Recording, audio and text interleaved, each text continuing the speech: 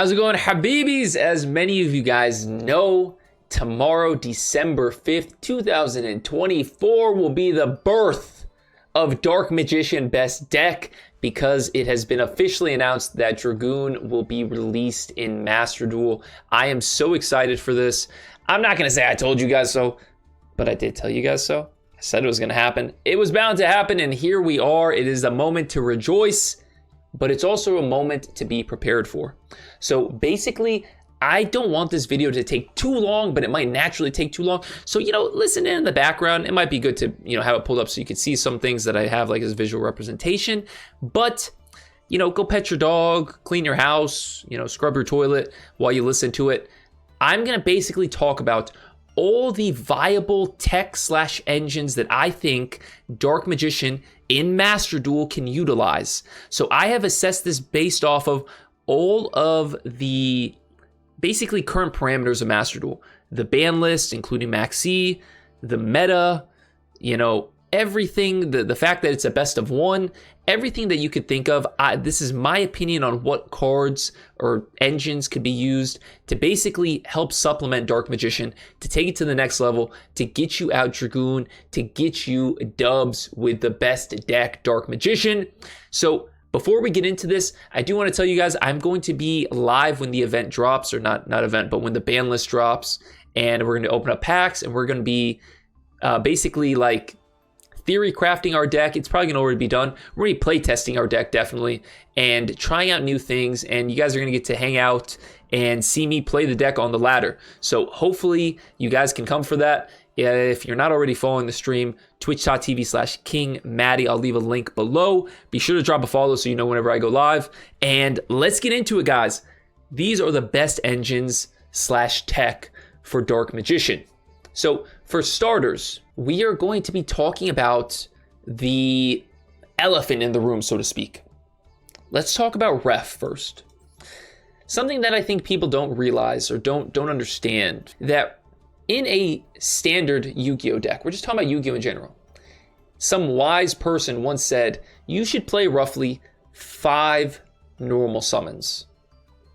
Anywhere from 4 to 5 normal summons, maybe 6 is your sweet spot, but 5 is the sweet spot. 6 is your max.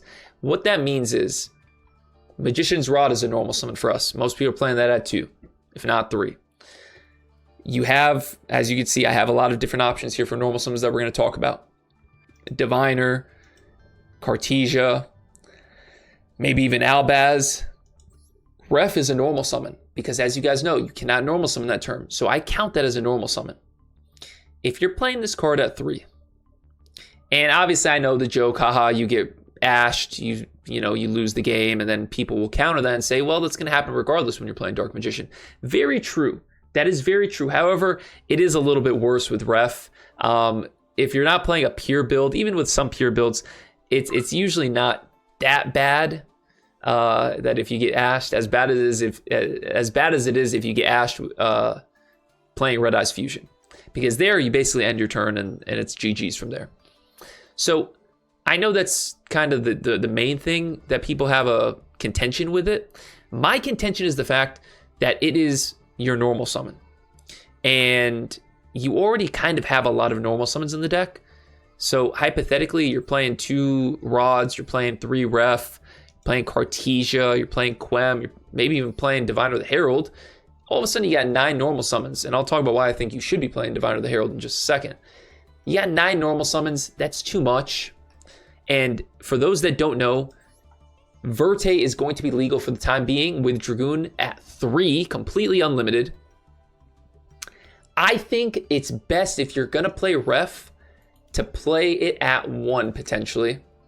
So you're playing 1-to-1 on the bricks, yes, but ref is an interesting card because while it is potentially the greatest top deck you'll ever get, it also is, in most cases, especially with Verte, a brick. You don't want to see ref because it's easier and better to go into ref at the end of your combo where you are able to utilize Verte's effect and not get the downside of not being able to normal summon. So usually you don't want to see ref for that reason. If you insist on playing ref, I think you should play it at 1. That is my opinion. Overall, I will give the ref engine, because I'll give these grades, I'll give it a solid B, because Red Eyes Fusion is the greatest Dark Magician fusion spell. Sadly, it's a Red Eyes card. But that's okay. It does the job. And if you're planning to play just a Dragoon Turbo deck, which I personally, I'll make one, I'll play it for a little bit, but I don't think that's going to be my standard go-to, because while Dragoon will win you games single-handedly, and you'll be surprised, you'll summon Dragoon and you'll win. You know, it's crazy. It's a lot of times not enough. So realistically, should you just be playing, you know, summon out Dragoon and play 3 Red Eyes Fusion, 3 Red Eyes Insight, you know, Red Eyes, Black Meteor Dragon? You know, should you just be doing that? It could get you some wins, but realistically, I feel like the ceiling of the deck can be much higher than just playing ref, and that's why I'll give it a B. It does help the deck a lot for, you know, people that just want to summon Dragoon, but realistically, it kind of grounds us, and I'm not a big fan of it. And I'll probably not be playing it in favor of something else. I'll tell you in just a sec. Next on our list is Diviner of the Herald. So Diviner of the Herald is really interesting, because I think Diviner of the Herald, low-key, is one of the greatest pieces of tech that has just fallen under the radar. Here's why. Diviner of the Herald basically is our 1-card starter, much like ref, but it might even be better, because Diviner of the Herald does multiple things, right? Diviner of the Herald, normal summon it, and you get to send Herald of the Arclight. So this takes up 3 spots in your main deck, 1 spot in your extra deck. Now, you send the Herald of the Arclight, it allows you to search for Illusion of Chaos. Now, Illusion of Chaos, obviously, you know what that does. It allows you to search for Magician's Souls, and from there, you have a myriad of options.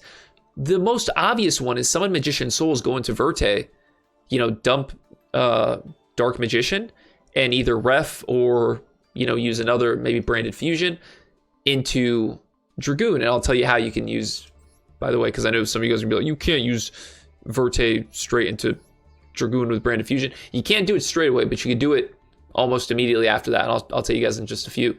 But basically, the most obvious thing, yeah, go into Verte, and it's a 1-card combo. Diviner is a 1-card combo to get you Dragoon. Did you guys know that? That's pretty dang good. I think that's good. But what it also could do, it becomes a level 6. You know, if you're using this in conjunction with Toy Box, which you probably should be, Toy Box puts a bunch of level 4s on the field. Level 4, level 6, that equals level 10. What's the most common level 10 synchro? Baroni de Flor. So it has really good synergy. On top of that, guys, you could summon out Dark Magician Girl with Illusion of Chaos' effect, or Magician Soul's effect, and you can go into Ultimaya if you choose. Ultimaya can be summoned with Diviner of the Herald and Dark Magician Girl. And then Ultimaya, you set a card, you could then go into Crystal Wing. So there you have a big boss monster right there. So let's say you have a way to cook, and then all of a sudden you're able to do, you know, get Dragoon out as well as Crystal Wing. That's pretty good. You can also go into Beatrice if you choose with Diviner and Dark Magician Girl. Obviously, you guys know Beatrice can do so much.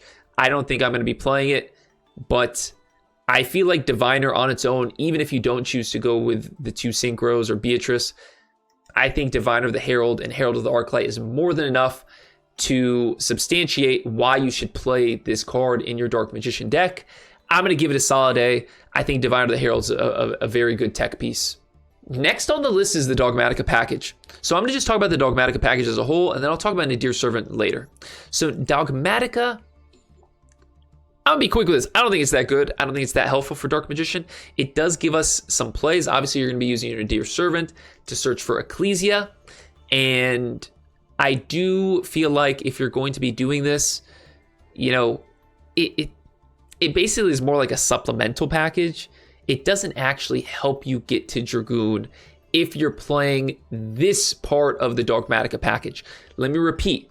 This specific Ecclesia, Punishment, and Fleur de Lis, where there's Fleur de Lis, if you're playing that, it doesn't really help you. Now, when we get to the Nadir stuff, when we talk about Maximus, that's where it really, really helps you and elevates the deck, and we'll talk about that. I wouldn't give the Dogmatika package too much usage here. I'll give it honestly a D. I don't think it's worth playing Fleur de Lis, Punishment, and Ecclesia if you're playing Dark Magician. But that doesn't mean it's not worth playing Nadir Servant. We'll get to that. Next up is Fallen of Albaz. I'll do Fallen of Albaz and Branded Fusion together because they go hand in hand. Fallen of Albaz / Branded Fusion. I kind of referenced it earlier. It is my humble opinion that Branded Fusion may be better than playing Ref. Here's why. So obviously we have Verte. We have to utilize it somehow. And something else that is not on this list I just realized is Magicalized Fusion. Got to use it. And these are your options to use it. Ref, Magicalized Fusion, or Branded Fusion. Branded Fusion obviously gives you so many different avenues to play with. You could go the Mirror Jade route. You could play a more branded heavy variant, which I'm going to be trying. But realistically, I feel like it's not a brick to draw Branded Fusion like it is kind of to draw Ref. If I draw into Branded Fusion, that's okay. But if I draw into Ref, I'm like, that kind of sucks. I'm just kind of Ref and hoping it doesn't get Ash, and that's it. So basically, I feel like because of that, the branded package has more uses, but also along with that, it has, obviously synergy with Cartesia. And as I mentioned, you could go into Dragoon off of Verte using Branded Fusion. The way is the same way you would go into it, how we highlighted in our Dark Magician the Dragon Knight video, where we summoned out Dragon Knight off of Rod and Souls. It's the same exact method. You use Albion the Sanctifier Dragon. You basically summon out on your opponent's draw phase, toggle on opponent's draw phase, summon Albaz to their field. Albaz to your field, Dark Magician to their field. Now this does cost you a card. You have to discard one card, but that's not really that big of a deal. Because if you're going into a Magician's Souls and Magician's Rod, if you're playing Mahad, you should be able to get a +2 off of this from Soul Servant. So it's really not that bad. And you still have your discard for the Dragoon negate. And you summon Dragoon during your opponent's turn, basically, off of this Verte combo. So the question becomes, is it worth playing Ref, where the Red Eyes is a brick, and the Ref is potentially a brick? Because like I said, you'd rather not see this. You'd rather use Ref off of Verte's effect. Is it worth playing the 2 bricks versus playing the 1 brick in Fallen of Albaz? Which even then, Albaz can be used, as fusion material for your opponent, for your opponent's monsters. It could happen where you run into a person playing a dark deck, or even if you're playing more of a branded heavy variant, you play Mirror Jade potentially. You could use Albaz, basically to bait out a negate or something like that, to take opponent's monster even. So is it better to play Branded Fusion? I personally think so. I might look back on this video and say, wow, that didn't age well at all. We'll see. I'm going to say Branded Fusion is a solid B+ choice for the deck. I think it's good. Branded Fusion and Albaz may be the way. Now, something we also talked about is Cartesia. Cartesia and Quem kind of go hand in hand. I'll talk about them together. We know that they have tons of synergy with the Toy Box combo. They're key pieces for the deck. I feel like Cartesia is Tamias 2.0. It's what Tamias should have been. And I think Cartesia, I'll tell you, it has synergy with another card in this list, and we'll talk about it later. But Cartesia, just the number of plays that you can make with her are amazing. And the fact that it sets up Grangule Null, which Grangule Null, could do so much for the deck. Something else we're going to talk about with the Schism package and Winda stuff. I feel like these are fixtures. I'm going to give Cartesia an A+. First A+ so far. I really love Cartesia. And Quem, a lot of times we don't utilize it to its full potential, but it could be very good. I'll give Quem a B+. You have to play it if you're playing the Toy Box variant, obviously. Next on the list is the Diabellstar package. Now, Diabellstar, this pains me to say, but she served us very well. But I think her time with us is over, unfortunately. It's time to say goodbye to baby girl Diabellstar because we just don't get enough out of her anymore. Now, there is great synergy with Toy Box. Don't get me wrong. You could send the Toy Box cards that you set off of Diabellstar's effect, and that gets you going. But realistically, with Wanted at 1, you can set up Subversion, which is a good board breaker, excellent board breaker. Rasilia has synergy with Dragoon. So that's really good as well. But, and obviously the Omni Negate, but we just don't need her as much anymore, So I'm going to take this opportunity to say F's in the chat, pay respect to Diabellstar. We barely knew ya. You helped us so much.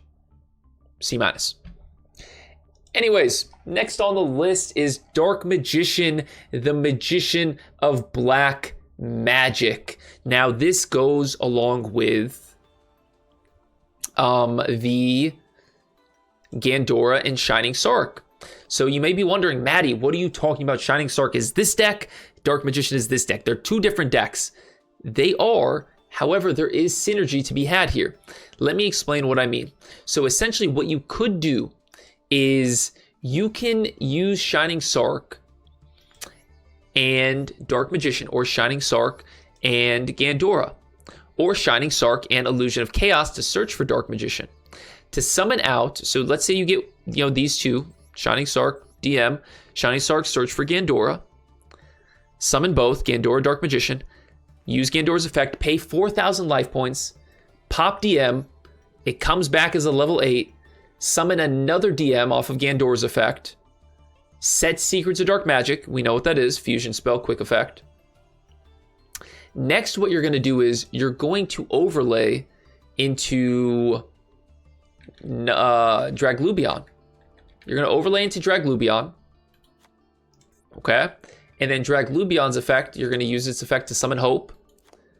And then during your opponent's turn, you're going to flip that Secrets that you had set, fuse the Draglubion with the DM that's left on the field to go into Dragoon. So now you have Dragoon and you have Hope. 2 negates, that's pretty darn good. Now, what I will say is, I feel like this, 6 cards in the main deck, not bad. The Dark Magician obviously can have synergy with it being a free Dark Magician to summon with, Dark Magical Circle. It can get you a banish potentially. But realistically, I do feel like it might not be the most consistent. I think that people need to understand with DM, and if you guys don't take anything from this video, please take this. This is not an easy deck to play. I think people like to, I'm not going to, I don't want to cope here. I don't want to sound like I'm, coping here. But I think people like to kind of poke fun at DM players, Blue Eyes players, stuff like that. Those guys suck at Yu-Gi-Oh! It's my humble opinion that I think those are some of the best players at Yu-Gi-Oh! Because if you, who's watching this video, were to put the amount of time into Tenpai or into Yubel that you're putting into Dark Magician, you'd be maybe the greatest Yu-Gi-Oh! Player in history. You know what I'm saying? Because it takes so much effort to make this deck kind of competitive. So with that being said, the message that I want you to take home, this isn't a 1-card combo deck. This isn't a 2-card combo deck. This isn't even a 3-card combo deck. You have to play the hand you're dealt. And you may think, okay, that's obvious. But realistically, you need to know what you can do with what you have and make adjustments based off of the board state. Make adjustments based off of, what you have set up in your graveyard, what you got going on. You have to be able to do those things on the fly. And getting as many 2 cards or 3 cards that can mix together, as possible is huge, is really, really huge. And knowing how to utilize that can come in handy. So that's why I say playing Shining Sarc may not be the worst idea. I wish it was more consistent for the deck. I'll have to test it out. Right now, I'm going to give it a C+, because it does set up a pretty darn good board. We already talked about Fleur de Lis, Dogmatika, Maximus. Okay, we're at Maximus. Let's talk about Maximus and Nadir Servant. So Maximus and Nadir Servant, I think these 2 cards can be very well used in a more of a branded oriented deck. Obviously, it can have more synergy there with Cartesia, and there's also ways to get Albaz to the hand off of Nadir Servant. Very good stuff there. But what I also think is slept on is the fact that Nadir Servant, obviously you can't use your extra deck for the rest of the turn. So if you do Nadir Servant last, if you have a combo, pull it off, and then you do Nadir Servant last, you pull out the Maximus. Maximus has an effect, right? And let me backtrack, actually. If you're playing Nadir Servant, I also think you need to be playing Super Poly. And I also think you need to be playing Duality. We're here, let's talk about it. We are going to be talking about Nadir Servant, Super Poly, and Duality here.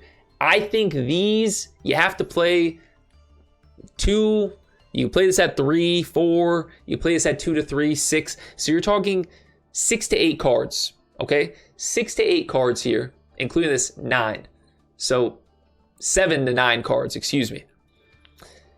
Why do you have to do this? Because this is what Nadir Servant gets you. You play Nadir Servant, okay? Nadir Servant sends Garura. You add Maximus. You add nothing else. Your targets for Nadir Servant are Maximus and Quem off of Garura, right? And then obviously if you send Lulu, you can get Fallen of Albaz and make plays there, actually. There's some interesting plays there. I'll probably talk about them more in a later video, as well as some of the other tech that we've talked about. I'll probably definitely talk about Diviner the Herald more in later videos, but I digress. Garura, get Maximus, okay? You get to draw a card off of Maximus. So there's the first benefit. You get a free draw. Banish Garura, summon Maximus, okay? You get a body on the field. Maximus effect. Oh my goodness, I forgot. We're going to be talking about Schism as well. Maximus effect. You send Apkalone and you send Herald of the Arc Light, okay? Herald of the Arc Light gets you IOC. Apkalone gets you Schism. You have to put back a card, but you break even there. So there, just off of Nadir Servant, what did you accomplish? You got a free draw, you got a free body, you got a Winda lock on your opponent's turn, and you got your best searcher in the deck in Illusion of Chaos. All off of Nadir Servant. Now here's where things get really, really crazy. So that's why I think you need to play Super Poly so that you have a reason to be playing Garura.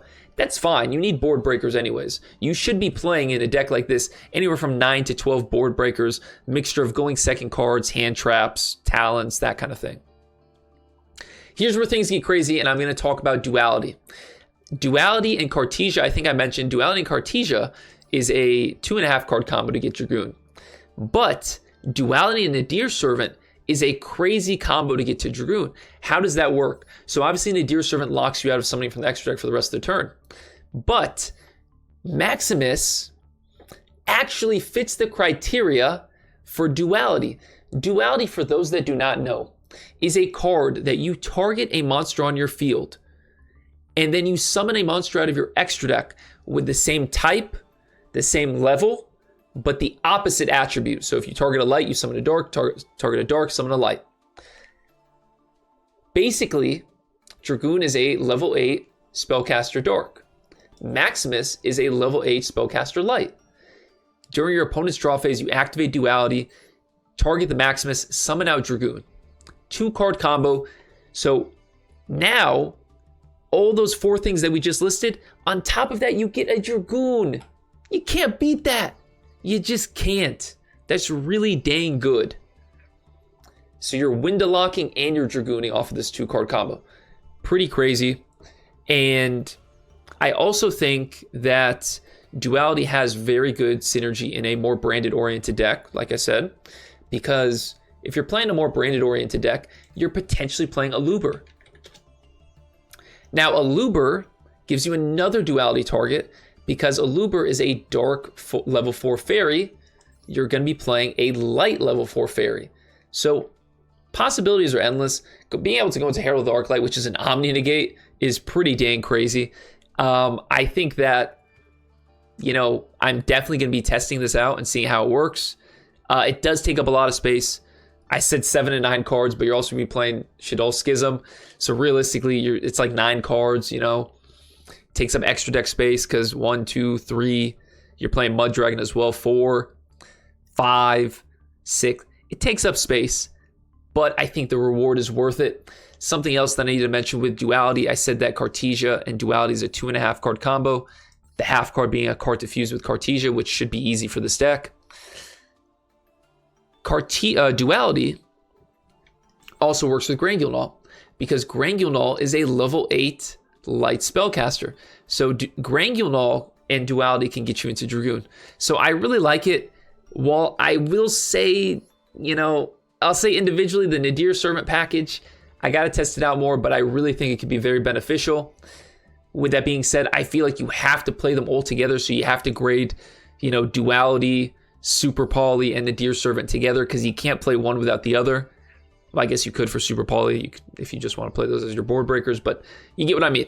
Nadir and Duality have to go hand in hand. For now, I'm going to give it a B-, but this very well could be the greatest combo that we have. We'll see. The bad thing about Duality is you can't search it. You just kind of have to hard draw into it. And even if you do hard draw into it, it may not be great. Something else that's interesting is, like I said, if you're playing the branded variant, Duality can get you, from Lubellion into Dragon Knight. It can get you, Sanctifier from, if you're playing, Albion, the branded dragon, which you should be. So many things you can do with it. Like I said, B- overall, because we don't know how it's going to be consistently. All right, so we are making our way through this list. I know it doesn't seem like it, but we've actually talked about most of it. I'm going to talk about the Bystials really quickly. Bystials, unfortunately, I have them on here, but I have to say, given how big their package is, right? You're playing 3 of these, 1, 2, 4, 5, potentially. You're playing branded regain. You're playing, 8 cards just for Bystials in a format where Bystials aren't even good because we're in a fire format. I don't think Bystials are the way. I have to be honest with you. I know they're dragons. Maybe they'll see some play later in a Dark Magician deck, but right now, I'm not a big fan of them. I think I showed you guys our combo to go into Dispater using our toy box stuff. I'll link the video above, which that's a very small, I think it's like a 3 cards in the main deck thing. Lubellion, Serenir, and Regained. But I don't think Bystials are the way. I'm going to give them a D just because it doesn't fit the meta and it doesn't fit the current deck build. We talked about Gandora, we talked about Ref. Let's talk about Magicalized Fusion really quickly. Magicalized Fusion is really, really interesting because essentially it could be utilized with a simple combo of just Magician's Rod and Magician's Souls. Magician's Rod, summon it, do whatever you want with it, summon out Dark Magician with Magician's Souls, and then you have to link that into Imduck. You link both of those into Verte, then you activate the Magicalized Fusion with the Verte effect, obviously, and you banish your Imduck and your DM. Now, you are banishing DM, which sucks, but Magicalized Fusion can really come in handy. There are ways to use Magicalized Fusion along with, I think, Ref and even Branded Fusion. People do that. So something to keep in mind. Right now, I don't have any plans for Magicalized Fusion. I have to test it a little bit myself. I haven't really done it, so I can't say a whole lot about it, but I do think Magicalized Fusion is a solid choice. I'll give it a C+ right now just because I don't know too much about it and how it's going to work. I don't think it's going to work that well, to be honest with you. Deployment's great. You guys know what deployment does. It acts as a pseudo Magician Souls to summon DM, summon Dark Magician Girl if you're playing the Dark Magicians in your extra deck. Summon Cartesia is the biggest thing. Even summoning Albaz is huge. Summoning Cartesia is the biggest thing because, like I said, Cartesia can do so much. If you're playing a branded DM deck, I think Fusion Deployment's the way. The bad thing is the next card we're going to talk about is Toy Box. And while Toy Box is probably our best engine that we could play, it doesn't have synergy with Fusion Deployment because Fusion Deployment locks you into Fusion monsters for the rest of the turn, while Toy Box is more of a link-oriented deck. You're trying to link summon. So, it kind of goes back to what I was saying about having multiple avenues. Just because they technically conflict, that doesn't mean you can't play them both together. Maybe you shouldn't. We'll see. But realistically, you want to have multiple ways to cook. And you want to put as much, sauce as you can. And deployment is sauce, and Toy Box is sauce. And you just gotta basically play the hand you were dealt, like I said. So I think Fusion Deployment's a solid option, regardless if you're playing Toy Box or not. A little bit worse if you're playing Toy Box, but I'll give Fusion Deployment a B-. Toy Box, not a whole lot to say about this one. We talked about it. It's the greatest engine we've gotten for DM in a long ass time. It's so good. I have multiple videos on my channel of using Toy Box to get multiple things out. I'm also going to break down later a crazy combo where we summon out Dragoon and Magia using Toy Box. Just the Toy Box Magician Souls combo. It's amazing. You got to play Toy Box. Takes up 5 cards because you're playing the toy soldier, and tank. Love it. Love it, love it, love it. A++. Talked about Shining Sarc. Talked about all of these. We are done. That is it. That is the tech/engines that I think are viable for DM. And we'll finish up with the most important one. We already talked about it. Verte Anaconda. Predaplant Verte Anaconda. This card's goated. Got to use and abuse it while we have it. We have our options for it. Let me know what you guys want to do with your Dark Magician deck. I genuinely mean it, very curious. Please give me detailed responses in the comments below. I'd love to hear about it. If you guys want to see more Dark Magician Dragoon content, it's coming. Be sure to drop a follow to the Twitch channel. Be sure to sub to the YouTube. I would really appreciate it. We're so close to 3,000 subs on YouTube, so let's keep it going, man. I'm really enjoying the ride, and hopefully we can cook something up mean for Dark Magician.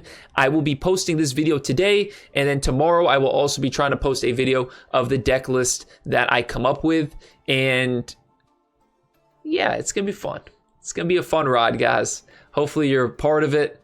Like I said, thank you guys so much for everything. Take care of yourselves. Go out of your way and make somebody's day special. DM best deck.